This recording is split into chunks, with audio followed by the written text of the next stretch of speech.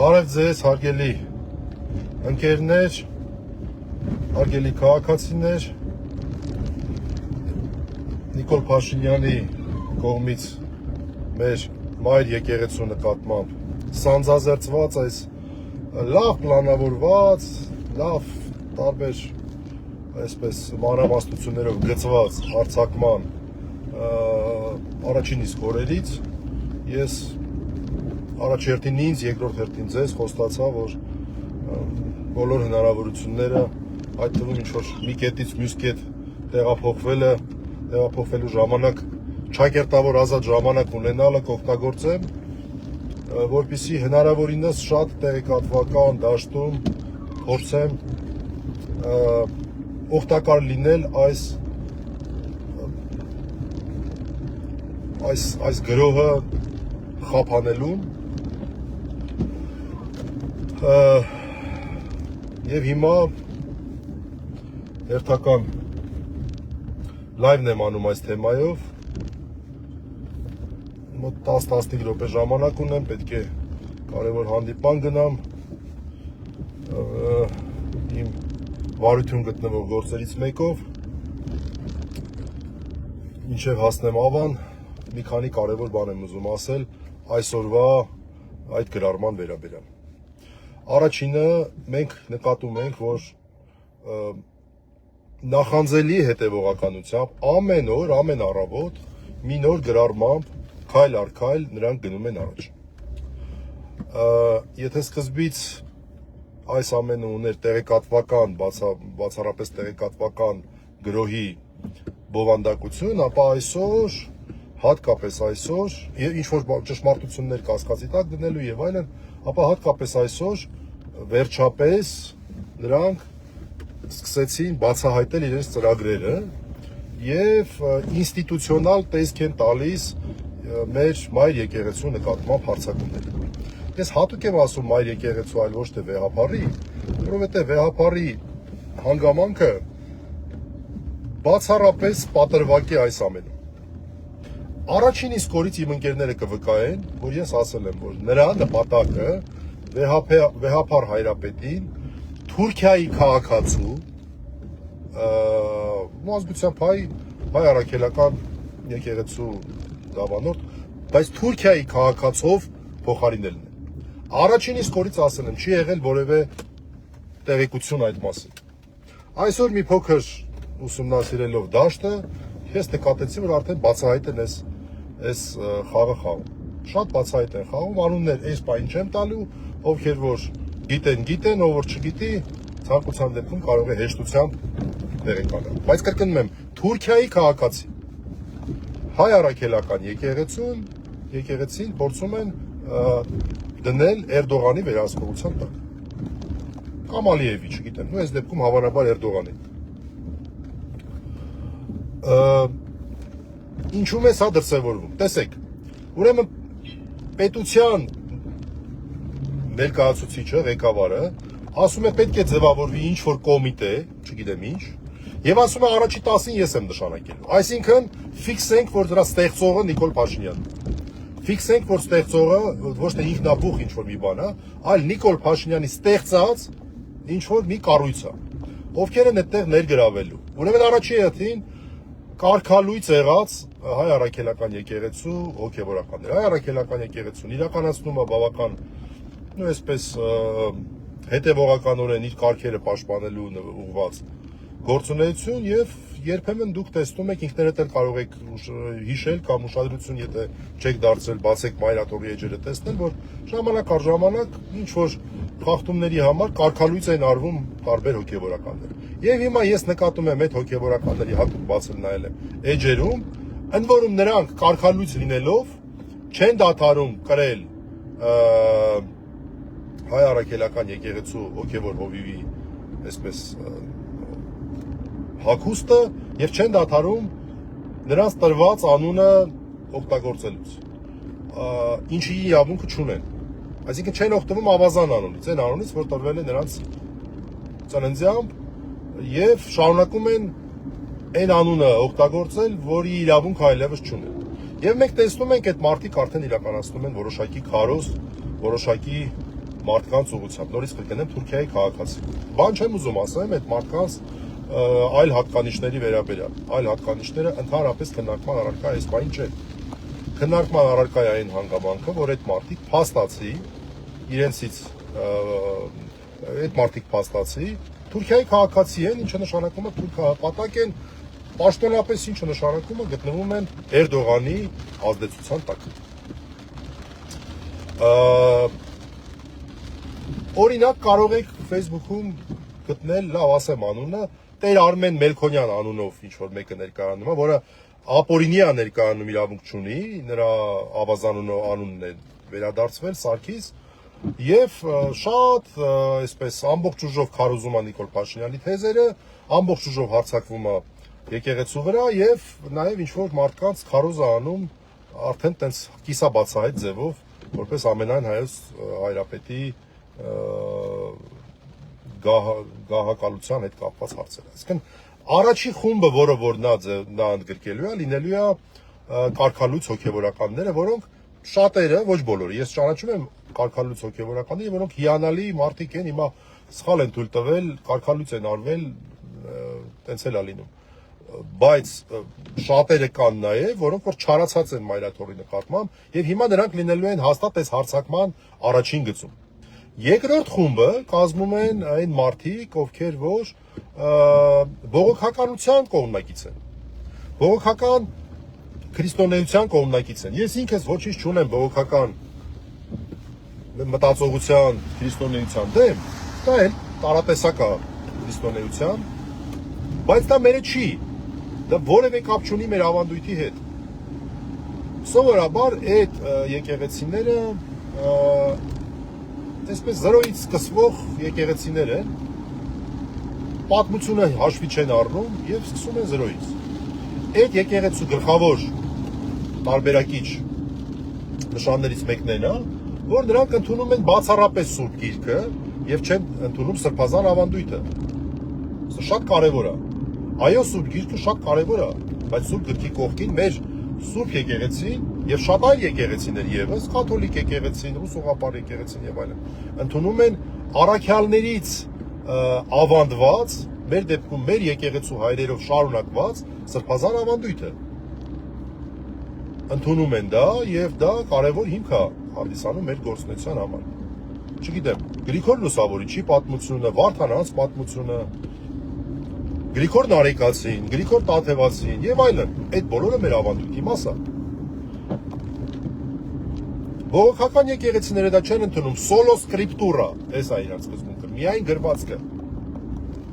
Մեր եկեղեցիները, այս բանավեճը կա, միշտ ասում են, որ եղբայր, դուք ասում եք սոլո սկրիպտուրա, բայց մենակ այն փաստը, որ ինքը Սուրբ Գիրքը, այն գրքերը կոնկրետ, որոնք որ դրա մաս են կազմում, հենց ավանդույթի ուժով են ձևավորվել։ Եկեղեցին է դա ձևավորել։ Եկեղեցին է չէ որոշել, որ գիրքն ատեղ, որ գիրքը տեղ չի։ Ոնց եղավ սոլո սկրիպտուրա։ Դուք ինչ որ հետևանքը վերցնում եք, պատճառը չեք վերցնում, ամեն դեպքում չեմ ուզում մտնեմ այս բանավեճի մեջ, ամեն դեպքում դուք կարդացեք եւ ուղիղ բողոքականություն կտեսնեք Նիկոլ Փաշինյանի տեքստում։ Այսինքն նա օրինակ չի խոսում Սուրբ Պատարագի մասնակցելու եւ հաղորդություն ստանալու մասին։ Ինքը դա չի անում։ Ակնհայտորեն չի անում։ Ինքը խոսում է օրինակ Աստվածաշունչը ընթերցած լինելու մասին։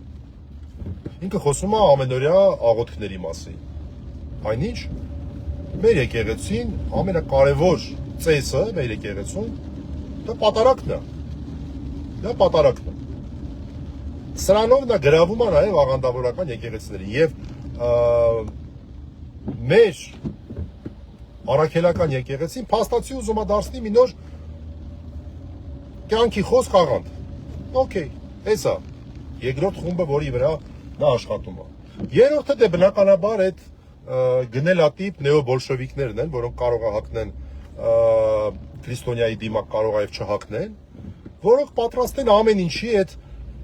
կաթողիկոս սպանող, հոգեվորականներին վերացնող այդ նեոբոլշևիկյան այդ բոլշևիկյան այդ մտածողությունը վերականգնելու համար։ Նրանք սկզբունքորեն դեմ են ցանկացած հոգեվորին, սկզբունքորեն դեմ են ցանկացած եկեղեցու եւ նրանք նույնպես դաշնակից են։ Այս երեք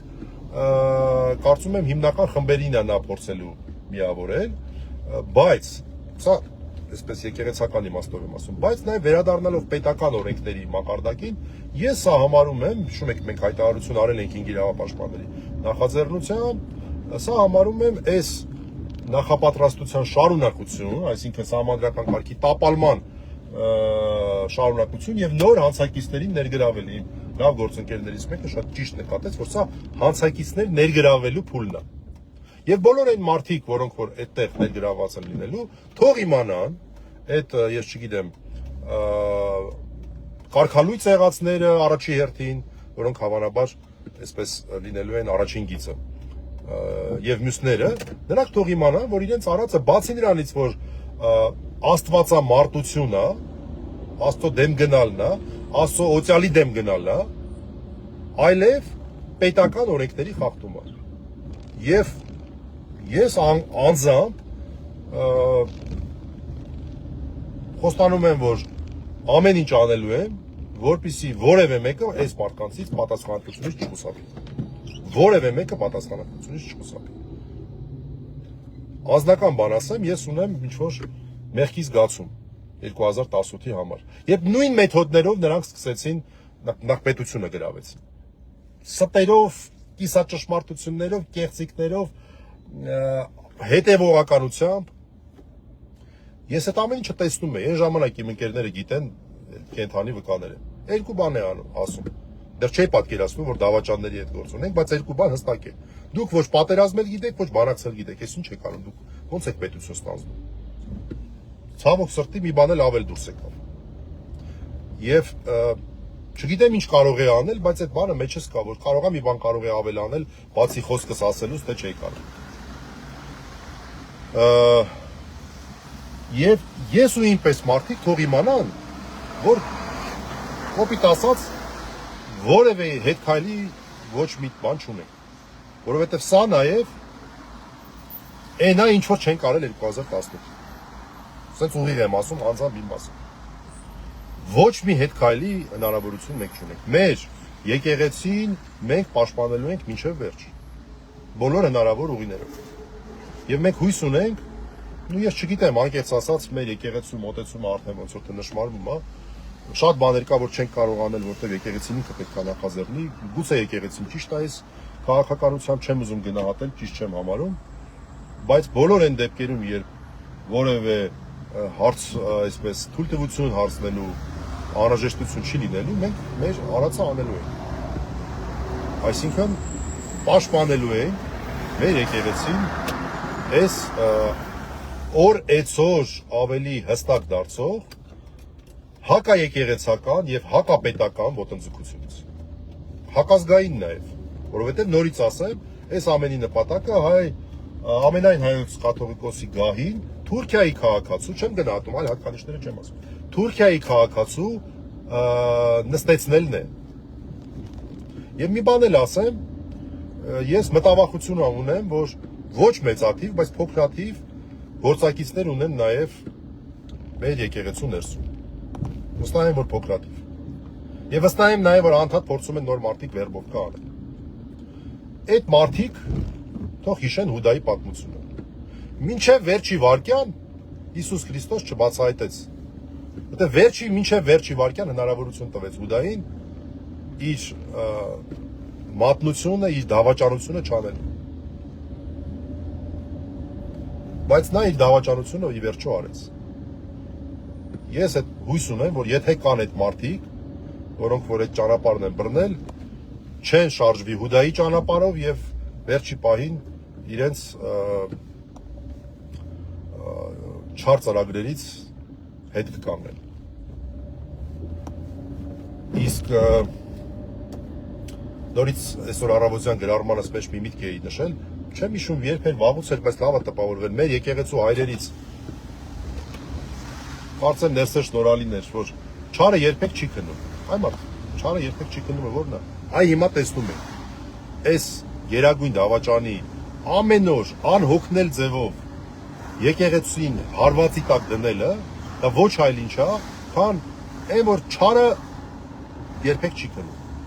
Եվ դա նշանակում է, որ մենք էլ պետք է անհոգնել լինենք։ Եվ մեր գործերի, մեր կոնկրետ իմ մասով իրավապաշտպան, փաստաբանական եւ այլն, միշտ ժամանակ գտնենք այս ամեն ինչի համար։ Ես ճիշտ չեմ համարում լռելը։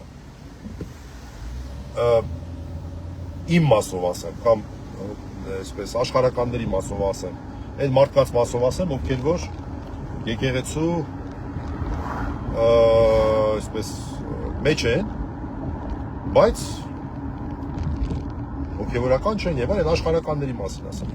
Մեր եկեղեցու պաշտոնական մոտեցումները այլ հարց է, իրենք տարբեր նկատառումներով հուսով եմ կայացնում են եւ կկայացնեն ճիշտ որոշումներ։ Դեռ նորից ասեմ, ես իմ համար անհասկանալի է այսպիսի պաշտպանությունը, այս ոչ ակտիվ պաշտպանությունը, եթե այդպես կարող ենք ասել, բայց հիմա ինչ ասեմ։ Բայց այն մարդիկ, ովքեր որ եկեղեցու մեջ են, չեմ ասում եկեղեցու կողքին, այն մարդիկ, որ գրում են հիմա եկեղեցու կողքին են, ուզեի որ մտածեն, եկեղեցու կողքին են, թե եկեղեցու մեջ են։ Այդ մարդիկ ես շատ կուզեի, որպեսզի այս գիտակցումը լինի, որ մենք նույնպես պետք է լինենք անհոգնել։ Այսքանը հաջողություն։